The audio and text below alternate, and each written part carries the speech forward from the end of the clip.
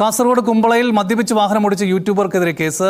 എന്താ രാമേന്ദ്ര പ്രശ്നം പറഞ്ഞാൽ ഭയങ്കര തമാശയാ. ഹെലൻ ഓഫ് സ്പാർട്ട എന്ന ധന്യക്കെതിരെയാണ് കേസ്. ഹെലൻ ഓഫ് സ്പാർട്ട എന്ന ധന്യക്കെതിരെയാണ് കേസ്. വാഹന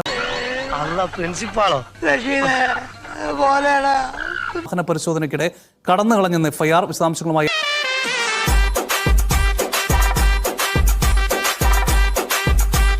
നാഷണൽ ഹൈവേ 66-ൽ റോഡിന് നടുവിൽ ഈ വാഹനം നിർത്തിയിട്ടുന്നു. ഇത് കണ്ട് പോലീസുകാർ വന്ന് നോക്കുമ്പോൾ വാഹനം അമിത വേഗത്തിൽ ഓടിച്ചു പോകുന്നു.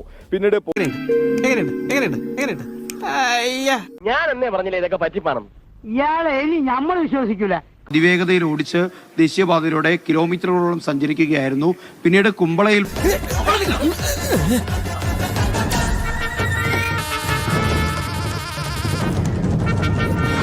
പോകാം.